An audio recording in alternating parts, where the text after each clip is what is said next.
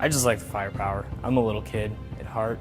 I like working on the gun. I like loading all the munitions we load. When we go TDY anywhere, like to Davis-Monthan or anything like that, we load everything we can get our hands on. And it's entertaining. It's hard work, it keeps me busy, but it's fun. Always a welcome sight to U.S. and Allied forces on the ground. This is the A-10 Thunderbolt II, better known to its legions of fans as the Warthog. While it can be equipped with a wide variety of today's most sophisticated weaponry, the Warthog is, and always will be, known for one rather distinct feature. This is the gun. Officially known as the GAU-8 Avenger, the gun is the primary weapon system upon which the entire airframe of the A-10 was built. It is essentially a flying cannon providing 30 millimeters worth of American air power. So this is obviously the business end of the 30 millimeter. Here are the rounds right here. So this is the casing for the round, and these are actually, they stay within the gun because if you were to spit these out, like a lot of times other guns will, so much ballast and the center of gravity of the aircraft will come off so much that you have to keep it in. A normal combat burst is what we call it. It's a 2-second squeeze. So with the gun spinning out, that's around 112 rounds for 2 seconds. With the amount of rounds that we have, which is 1,100, I guess about 9 trigger pulls of useful, combat damage that we can provide. The gun is by far the Hog Pod's favorite thing to do. The gun is the most flexible weapon we have, most of the time the most effective, but then we also at the same time too can carry a pretty incredible assortment of different weapons between Maverick missiles, precision guided munitions, rockets, illumination stuff we can use at night, and all different sorts of stuff they're constantly building upon in the Hog. But the gun is still the most effective, flexible weapon we have. One of the distinctive abilities of the gun is the significant amount of firepower it can put into a target in very short order.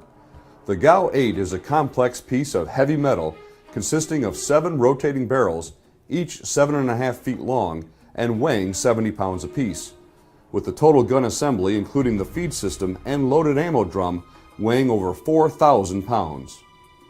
Airmen working in the aircraft armament systems field are responsible for keeping the weapon system inspected, maintained, and capable of spitting out up to 70 rounds per second. The GAU-8 system holds 1,150 rounds. It fires approximately 3,900 rounds a minute. The first second of fire fires approximately 50 rounds a second, and then from there it accelerates up to 70 rounds a second. One of the best aspects of working on this is hearing back from ground troops where they called it in and the weapon system performed as designed. It's great to be a part of that. This is the ammunition loading adapter that we use on the 30 millimeter gun on the A-10 Thunderbolt II. It's commonly referred to as the ALA or the Dragon. The ALA is powered by the aircraft's hydraulic power through a flex drive. It attaches to the aircraft with the load head, and we have a CIU that attaches to the ammo can that's delivered by ammo. We normally load 575 rounds per can, which adds up to 1,150 for the aircraft. And what it does at the same time, we can upload bullets and download bullets, and this times directly to the gun system. One of the training advantages available to A-10s and other aircraft in the Great Lakes region is the proximity of the Grayling Air Gunnery Range in northern Michigan. A-10 pilots from the 107th Fighter Squadron at Selfridge Air National Guard Base are just a 30-minute flight to the range at Grayling, where pilots face realistic and dynamic training scenarios. There, pilots are able to train with joint terminal attack controllers, placing bombs and bullets right on target. It's an awesome target set that we can go up there and play on. They're constantly changing it around as to what their customers' needs are. It prepares you very well because you can go up there, practice it, kind of training around it, and really when you start to fly over in Afghanistan, start to do the stuff that you're practicing training for up there, you're like, oh yeah, I remember doing this up at Grayling a lot of times. For Warthog pilots, maintainers, and their fellow airmen, ensuring this firepower is available when and where needed is at the core of their duty to their state and nation. The thing I like the most, obviously, is serving the United States military, serving in that capacity, and helping protect the people in America overseas, and being a part of that. Our biggest thing that we do as hog pilots, helping out the troops on the ground and providing that aero coverage that they could need at any time.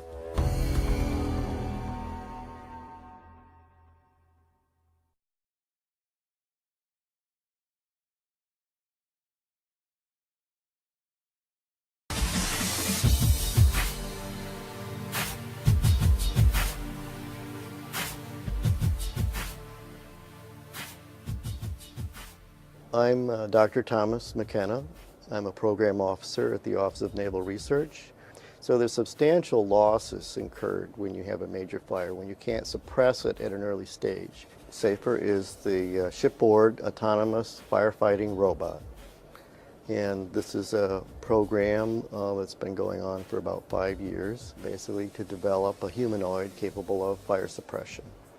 My name is John Farley. I work at the Naval Research Laboratory, and I'm the director of the Shadwell, which is the Navy's fire test ship. If we have a shipboard fire, we have to be able to quickly get it under control and then regain the ship's ability to maintain its fighting mission. You know, we have not only the ship, but we have ordnance on board, and we have a lot of flammable systems on board. Sometimes it's hard to keep the sailors up to the latest as far as training is concerned. Or sometimes they could create an environment and make it worse. Now the robot could be trained and constantly updated to make sure that the conditions are not as bad as what a human could make it. Well, our objectives for the demo on the Shadwell were to show that the robot could walk over what was a very uneven floor, that it could orient itself to the fire, that it could autonomously handle the hose, operate the hose, aim the hose, and suppress the fire, which it succeeded in. I'm Brian Latimer. I'm an associate professor at Virginia Tech in the Department of Mechanical Engineering. I think robots are well suited to be sent into those environments, and bipedal humanoid robots are particularly good for those applications because even in the tight, confined conditions that you might have inside of structures, these types of robots can be designed to maneuver in those conditions. SAFER is an electromechanical robot, so it's driven by batteries and all the motors are electrical. So we put a rain gear type suit on the robot just to protect it from those types of basic steam, particulate, and water drop hazards. So we have visible cameras on board the robot. We have something called a LiDAR, which is a rotating laser that gives the location of the points in the field of the view of the robot. And then lastly, we have stereoscopic thermal imaging cameras that the robot uses to detect and locate the position of a fire so they can suppress it. We combined the notion of smart sensors in the spaces, microflyers that can fly even in smoke, go through those extremely narrow doors, that it could locate fires and operate in those hallways even in dense fire smoke. And it succeeded all those tasks. So today was the first time we came on board an actual Navy ship. We were able to do a lot of things today that we hadn't done previously, and we have a lot of hope for new advancements in the future. We have some fundamental issues in robotic mobility that we still have to address, as well as working out the human system integration issues. And we'll continue to advance the capability with better and better demonstrations. At the current time, the robot is teleoperated, so you have operators standing off with the computer console. Where we intend to go is to have a combination of natural language and gesture control. The robot has gone through amazing transition within 4 years. And I think it's a worthy investment for a long-term project. But it's going to take a lot of time, a lot of dedication. And we're working towards human-robot teams, what we call the hybrid force. Humans and robots working together.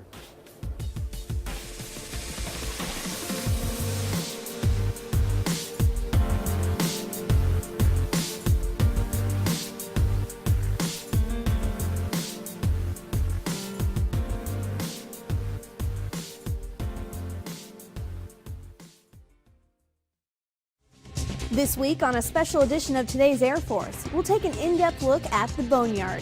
Without the parts that we reclaim here at the Boneyard, we'd stop flying. We'll meet the dedicated team that brings new life to old aircraft and hear the nostalgic stories of airmen who flew these planes decades ago. We'll have all those stories and much more right now on Today's Air Force.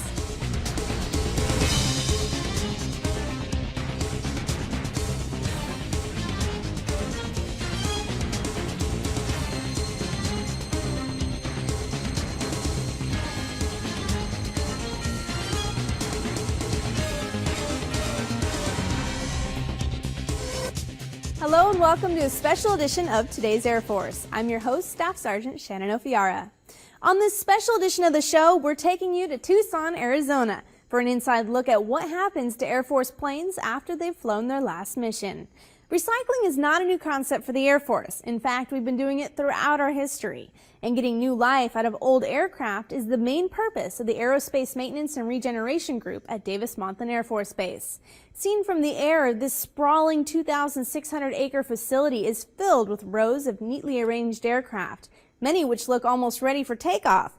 But on the ground, it's a different story. With all sorts of planes in various stages of disassembly, many of them several decades old, it's easy to see how this place got the nickname that most people know it as, the Boneyard. Tech Sergeant Nicholas Kurtz explains how the program got its start.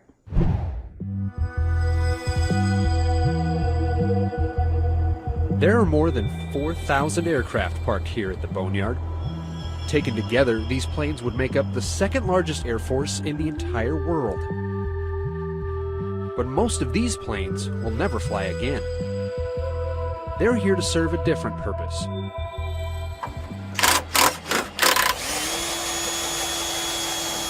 The Boneyard is where the Air Force and every other U.S. government agency sends their decommissioned airplanes to be taken apart, reused in other aircraft, or turned over to the Defense Reutilization and Marketing Office to be sold as scrap. The reclamation process at AMARG is able to extract the very last tax dollars from these aircraft after they've reached the end of their useful operational lives. It's a mission that's been helping save taxpayers money since the end of World War II. Shortly after the Second World War, there were huge quantities of surplus aircraft scattered all over the world. A lot of them were scrapped where they were in theater, depending on the types. Other airframes were identified as having value for potential future use, or there just wasn't enough capacity in the overseas theaters to dispose of them as required. So a lot of them were ferried back here. In particular at Arizona, a lot of B-17s, B-24s, and B-25s were all located here. And the 50s was kind of a unique golden age of jet flight and propeller flight. There was an enormous diversity of aircraft being used by the Air Force, some more successfully than others. So a lot of them were rapidly outclassed and made obsolete. So, entire production runs of aircraft were brought here for reclamation, like F-84s, B-36s, whereas others were brought here for storage and regeneration. A lot of B-29s were stored here after World War II, and they were pressed back into service for Korea. So up until the early 60s, AMARC was principally an Air Force facility. The Navy and the Marine Corps maintained their own facility up outside Phoenix at Litchfield Park. But that was closed up, I think, in 1962, and all those assets transferred down here. So since that time, this has been the complete storage facility for government aircraft. So you find NASA aircraft over there, you find Coast Guard aircraft, Border Patrol, Navy, Marine, Reserve units, training units. We have a lot of unique airframes here, a lot of one-of-a-kinds or few-of-a-kinds. Behind us here, there's a B-36 Peacemaker. It's special. It is the last production one ever built by Convair. Came off the assembly line in 1958, flew for 2 years, retired out in Fort Worth. It's one of only 4 existing airframes out of nearly 400 built. One of my personal favorites is the Boeing B-52A Stratofortress. It's the oldest Buff in existence, a serial number 3. Third one off the production line. It was the principal test airframe and carrier mothership for the X-15 program. So nearly all of the early Gemini, Mercury, and Apollo astronauts all dropped off of our B-52A in the X-15 program. The recently deceased Neil Armstrong was a participant in that program and dropped off our airplane. So it's To my eyes, it's kind of reeking in history. I really love it. As the Air Force has evolved, so has the Boneyard. During the Cold War, America's determination to outpace the Soviet Union in the space race helped fuel an explosion of technological advancement. Almost as quickly as they were introduced, U.S. military aircraft were regularly phased out as newer aircraft flew faster, higher, and farther. The outmoded airplanes were sent here, and the Boneyard's inventory began to swell. With the Vietnam War came a renewed call for even more advanced bombers and fighters.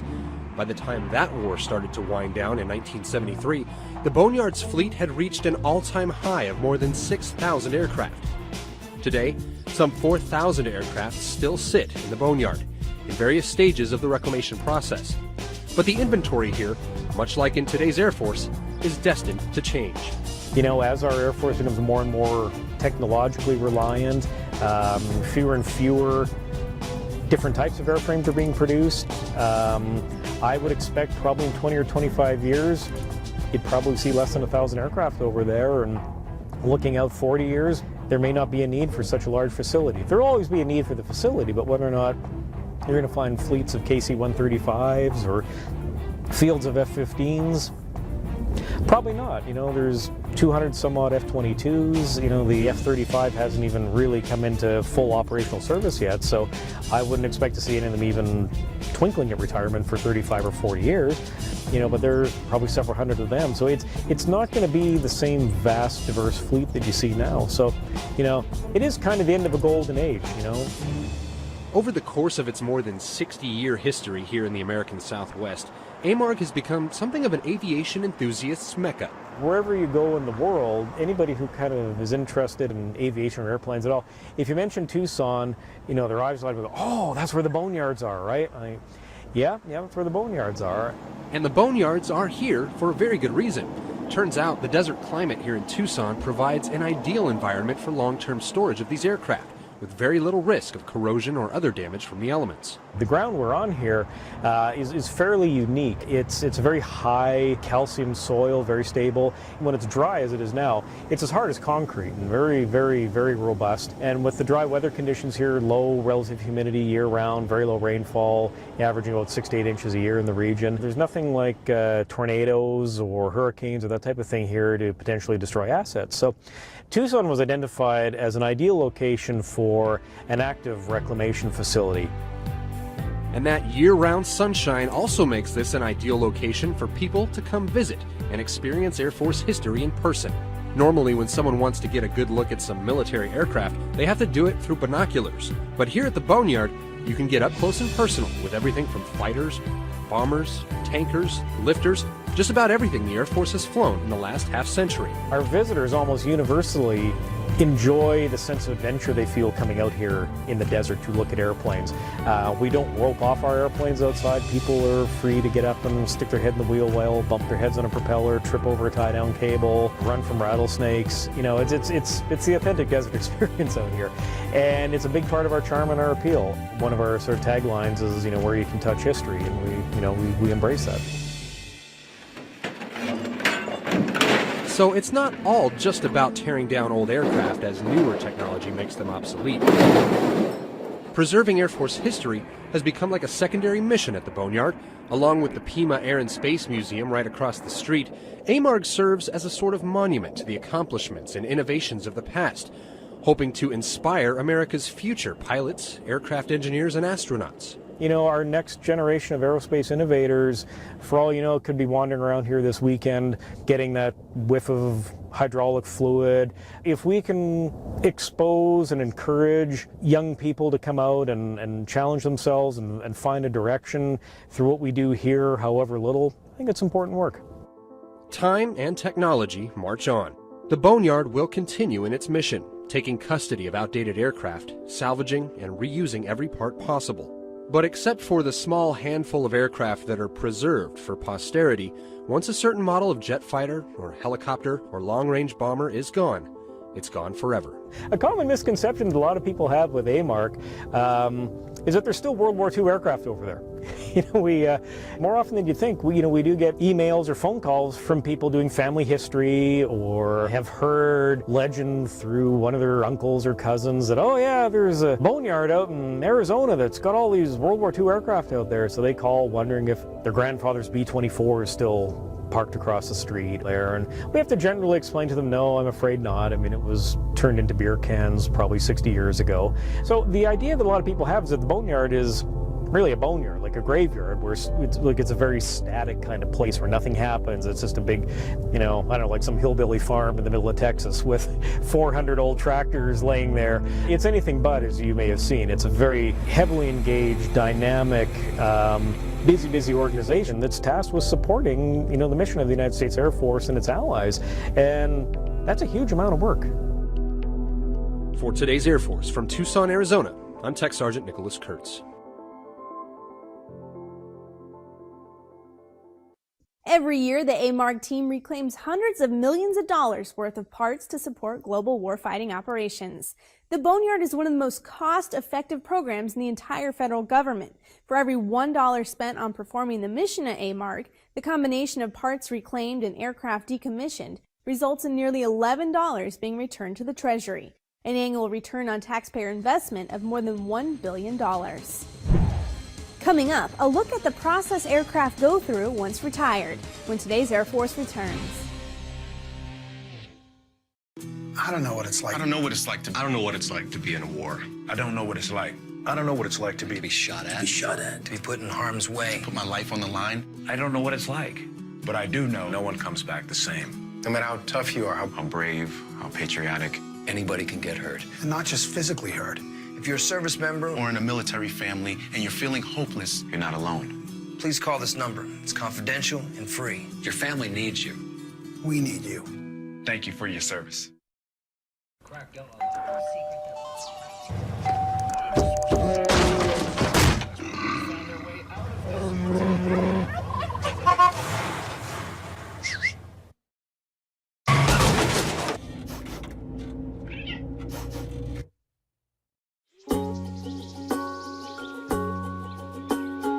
Getting closer to nature can get you closer to your family. Go to discovertheforest.org.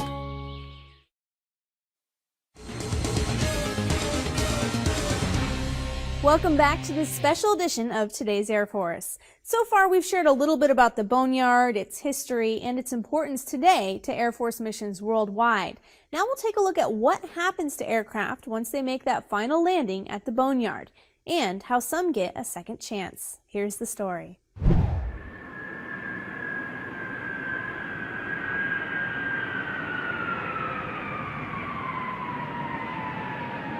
We're bringing this airplane here. It's its last flight. It's being retired from service in the Air Force to the Boneyard. It's flown over 20,000 hours, delivered cargo all over the world. It's a sad day seeing this airplane being put to rest. But it has had a long life. It's been flying since 1969.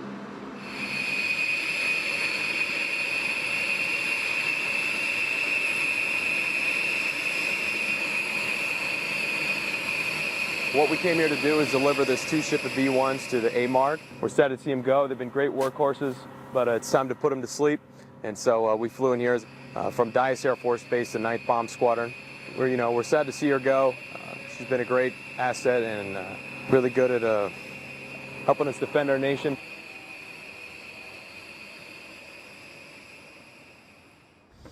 You got it, senor. One of the things that I talk about when I get a chance to talk to the employees of AMARC is I talk about what we do here. Do we store airplanes? We sure do. But that's not what's important about us for the Department of Defense. The most important thing we do is support the warfighter through different technologies and through different operations. We have 5 major processes that we do here. The first is storage, which most people are familiar with, taking an airplane, preserving it here and keeping it in the desert for future use. Our role is to preserve incoming aircraft. Well, we first started out by taping up all the seams of the engine That's what we're working on, the B-52 back here behind me. And then after that, we sprayed the first coat of rubberized coating, basically to prevent dust and bird intrusion from getting into the engines and trying to keep them as clean as possible. Most people think we store aircraft just to get rid of them later, but a large number of the aircraft go through what's called regeneration, where we will take them and we will return them to flyable status in order to use them for different programs. For example, we're regenerating F-4s that are used as drones so that our pilots can shoot live missiles at them to identify whether or not they would have been able to hit a target in combat. These aircraft that were produced in 66, 67, 68, 69, you're rebuilding an aircraft that was made almost 40 years ago and has spent the last 20 years sitting in the desert in storage. So it's a tremendous task to take that airplane out of the desert, rebuild it, and then get it back into flying shape. At least 40% of what we use to regenerate this aircraft will come from another F-4 that's sitting out in the desert.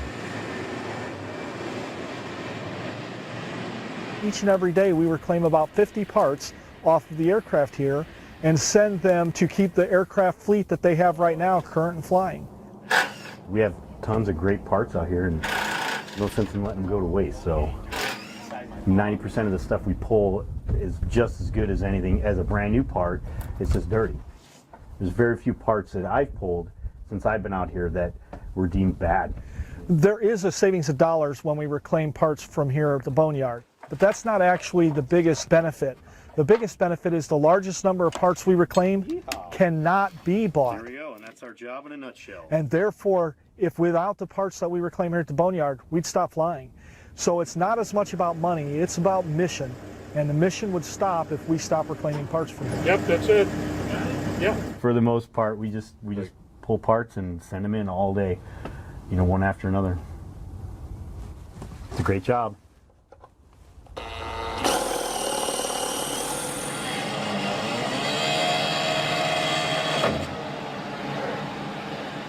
So a lot of different things occur here all the time. We also do a little bit of disposal, taking aircraft that nobody has a need for anymore within the entire federal government and actually getting rid of them, cutting them up into tiny pieces and getting rid of them. And it takes a total about, for C5, processing and shipping out about a week. We're demilling the fuselage of the C5. Basically what we do is we just tear it down, we shred it up, and then we send it off to refineries to be processed into other materials.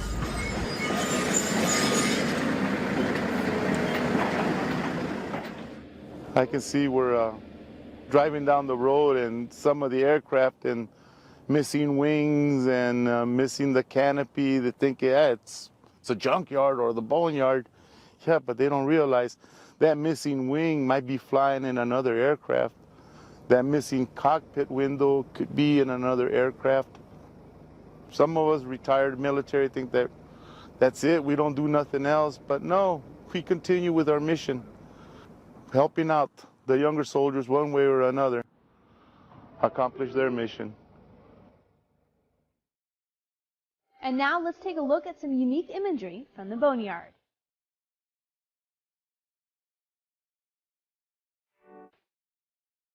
The Boeing YAL Airborne Laser Testbed Weapon System now sits decommissioned at the 309th Aerospace Maintenance and Regeneration Group at Davis-Monthan Air Force Base, Arizona. A C-5 Galaxy aircraft sits motionless while clouds pass overhead as it waits to be taken apart.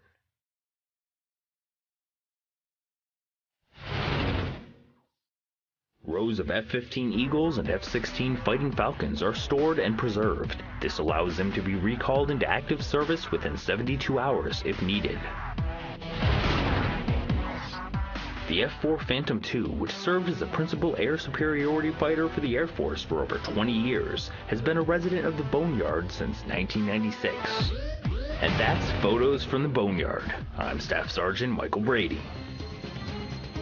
Coming up, we'll meet airmen who flew these aircraft and their special connection with the boneyard when today's Air Force returns.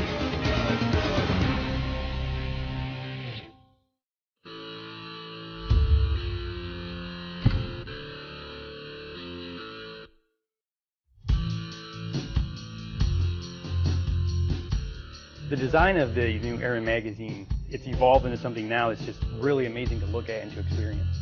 This new generation that is coming in, they're very plugged into new technology and they're used to getting their news on their phone or on their tablets, and I think it's going to be perfect for those people out there who want that. It comes to life. Your multimedias, your audio, your video, and you can bring the things to people which we couldn't do with a magazine in the past. To me, it's very user-friendly. Having it on your tablet, you can take it wherever you want to go. Perfect for the person who's traveling all over the place, but still wants to stay up to date on what's going on in their service. It's an amazing new addition to the Air Force.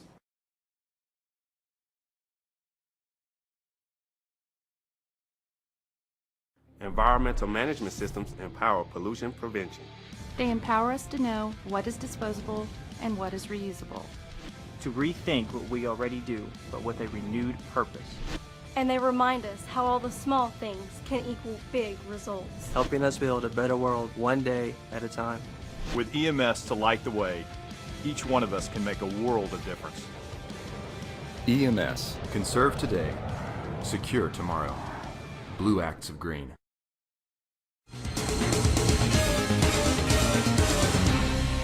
Welcome back to today's Air Force. As we've been learning, the Aerospace Maintenance and Regeneration Group has an important mission to not only store and preserve aircraft, but also aircraft regeneration, maintenance, and parts reclamation. But the lifeblood of the Boneyard is the dedicated team charged with accomplishing this mission. So let's head to their office. My name is Larry G.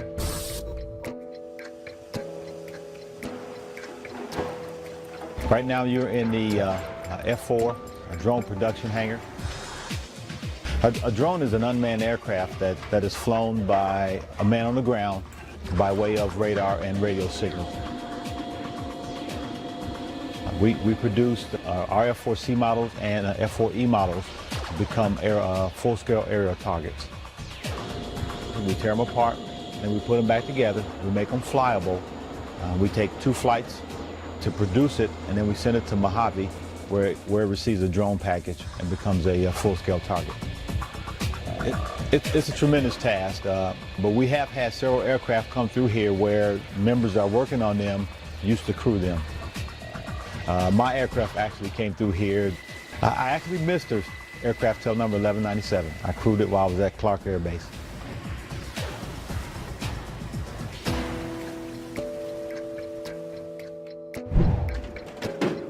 It's about 5,000 planes that are in the process of being decommissioned and taken apart to where you can see behind me to this point to where we get to cut it up.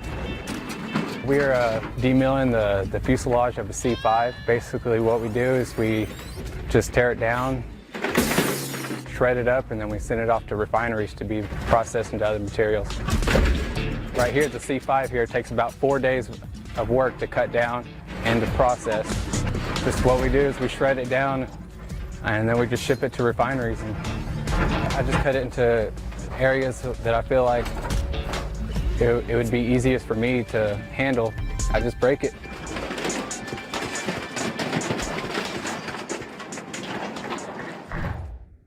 Throughout this special edition of today's Air Force, we